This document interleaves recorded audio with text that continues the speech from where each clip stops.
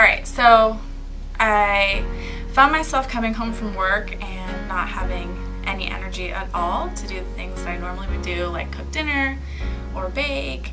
And honestly, the thought of even cooking or eating didn't cross my mind. I just would come home and want to lay on the couch.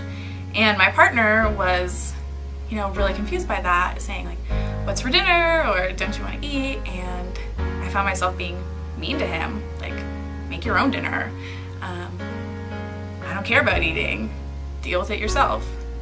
So now when I go on dates, I tend to leave all the person's information that I'm going with. So the type of car they drive, their license plate number, their name, phone number, their address, any information that I have on them. And then in addition, I like to give a phone number for a police detective, and I let whoever it is, whether they're watching my kid or whoever, know that if I am not home by a certain time or they cannot get a hold of me, that they need to call the police detective and put a lookout for me to make sure that nothing bad has happened to me. Sometimes I have really terribly intense dreams that my daughter is being molested.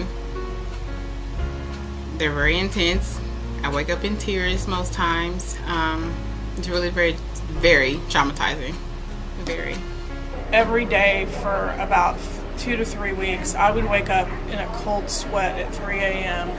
And not only was I traumatized for the death of the child, but I was also thinking that the dream and the reason that I would wake up is because it was everybody I knew around me that was dying, not just the child that died. And I remember thinking how much that permeated every part of my being, because when I say it happened every night, I'm talking every night for several weeks.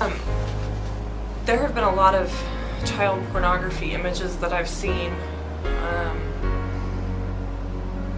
that I can't get out of my head, and that they cause me, even as a parent, to look at my 2 boys differently, because the images were of young boys, and I